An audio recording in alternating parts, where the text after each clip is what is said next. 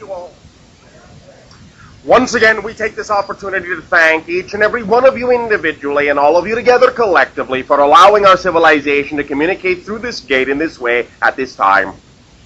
Each and every time you afford us the opportunity to interact with your civilization. It is a great gift to us that allows us to experience through each and every one of your unique selves that many more facets of the multidimensional crystal of all that is. So we thank you for expanding our understanding of the many more ways that the infinite can express itself. We would like to begin this communication link with the following idea, a notion that many of you have discussed with us many, many times, and we would like to address in a very simplified and basic form at this time, and that is the issue you call health. Many individuals on your planet are very concerned about their health at this time for a variety of reasons. They are recognizing that perhaps their environment is not necessarily as conducive to health as you might like it to be, and thus you are finding yourselves for quite some time, and perhaps now at an accelerated rate, afflicted with many different kinds of diseases and conditions that are not necessarily representative of your ideal state of natural beingness, or what you might call simply health. Let us talk about the basics that need to be involved before you really focus on any kind of specific symptomology that might be connected to any particular kind of labeled disease, one of the exotic variety of many of the things that you have on your planet. Let us talk about what is necessary to incorporate in your lives if you really want to lay a foundation for health. Many of you really have heard many of these things quite often. They are not really new to you, but again, many of you may tend to forget when you come across the idea, whether it is you yourself or someone else, of a so-called specific disease. You tend to forget the idea very often that it requires a very basic understanding to begin with to create an environment within your body that will, in many cases, simply prevent the onset of any kind of disease whatsoever. These basic requirements, again, you have all heard them, but let us take a refresher course at this time, and it is basically as follows. It really is, in your terms, quite a moot point to discuss any specificity about the idea of how to cure this, how to get rid of that, how to clear this and that up, unless and until each and every one is fully utilizing these simple principles in their life. And number one would simply be this: oxygen. Many of you do not necessarily allow yourselves to get full requirement of oxygen into your systems, especially, no offense, in the way that your atmosphere happens to be at this time in terms of the fact that it is loaded with pollutants. The idea, of course, is the oxygenation of the system is the primary fundamental key that allows all of your cells the capacity to build themselves in the way that they need to be built. Oxygenation of the system is the fundamental element to begin with, and can to some degree be enhanced to the best of your ability by making at least an attempt to find some relatively clean environment, and or at least oxygenation of the system through the idea of deep breathing exercises, some kind of yogic practice, or at least some kind of restful meditation wherein there are deep, regular breaths, or at least the idea of relaxation, so that you are not, in that sense, panic breathing, which is short breaths, do not allow the idea for oxygenation of the system to fully occur. Number one, then, oxygen, oxygenation of the system. Number two, hydration of the system. Do you have enough water? You are, as physiological beings, mostly water, yet many of you will ingest many things that will actually divest you of the hydration of your system, dehydrate you. And as many of you are beginning to understand, many of the so-called symptomologies that you might begin to attribute to many exotic diseases are actually nothing more than the symptoms of dehydration. In the sense, then, that your body is similar, in a sense, by analogy to a battery. If you do not have proper hydration, not enough water, then your cells, in that sense, can burn out, short out. You can become, in that sense, dry, like a battery, and cease to function, cease to become electrically conductive. And in that sense, also, lack of hydration, lack of water in the system will not allow your cellular structure to flush the toxins in your system from the system, and this can cause many forms of buildup that will allow the immunological system and many cellular and enzymatic functions to cease, thus again causing many different kinds of symptomologies that can then open the door and lead the way to opportunistic organisms to bring about more and more complete forms of disease. So, the second idea is hydration of the system. Each and every one of you must find that it will be generally acceptable to have between 1 and 2 quarts of water a day. Otherwise, you will find you may not really readily have enough. Now, of course, every single individual is different, but you must understand something very important. When you are actually thirsty, that is your body's final signal that you do not have enough water.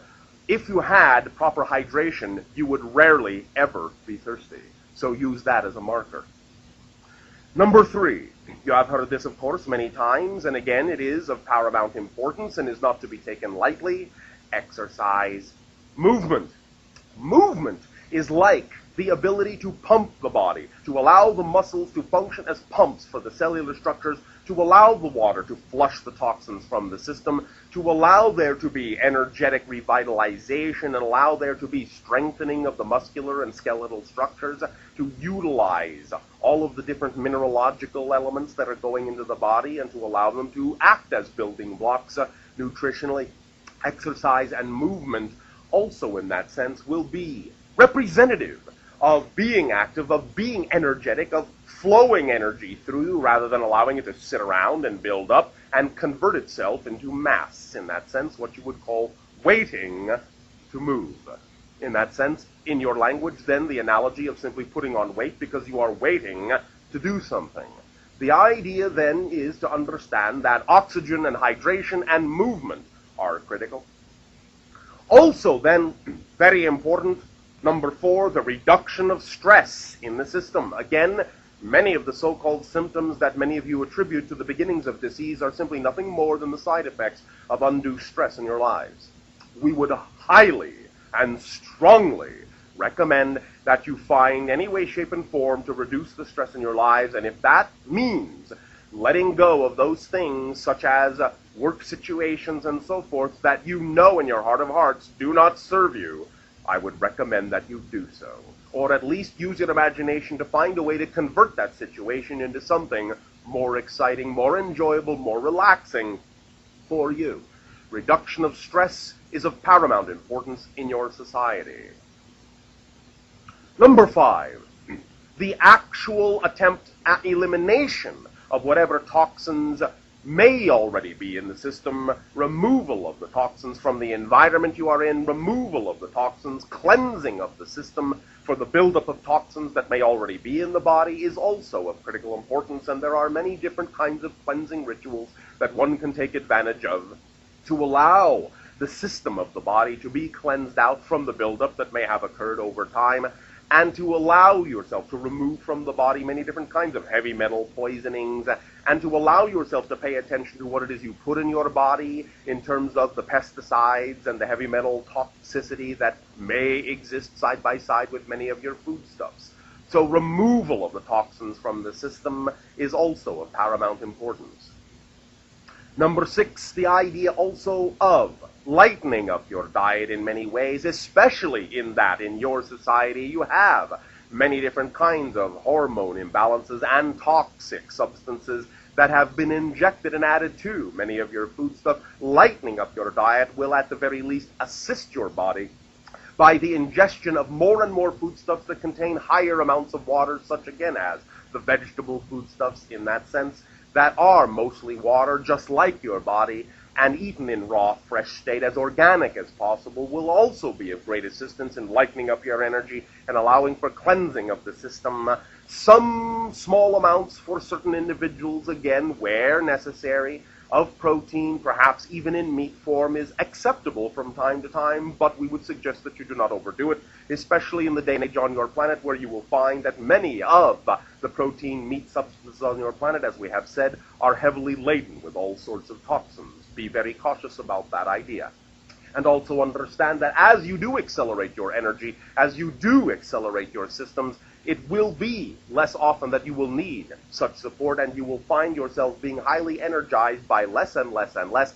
And the more natural your food is, in that sense, the more capable it is of giving you, of delivering the nutrients that you need and energizing the system so that you actually need less food. So you will find that these things will work hand in hand, that as you clarify your system, give it oxygen, give it water, reduce the stress, so on and so forth, your body will be, A, more receptive to the nutrients that are there in your natural foods, and as you then feed it more naturally, you will find that you will be energized and require far less. So these ideas are simply the foundation of health, and if you will allow yourself to recognize that these are very simple things that can be added to your life, you will understand that in, shall we just say, for analogy's sake, 99.99999999999% of the cases, these 6 ideas alone will eliminate almost any chance you will ever have of contracting any kind of disease in your life at all. So when you talk about the idea of how do we cure cancers, how do we cure AIDS, how do we cure this, how do we cure that, that's how you do it. By changing the lifestyle in that way and making sure your body has the foundational things it needs, so that you will simply never get these things, because the body in and of itself has the natural intelligence to never bring about these kinds of diseases if you simply supply it with the immediate natural fuels that it needs, which are oxygen and water and lack of stress and likeness of food in that sense. Plain and simple, that's really all it will take for most of the things and most of the ailments you find that exist upon your planet.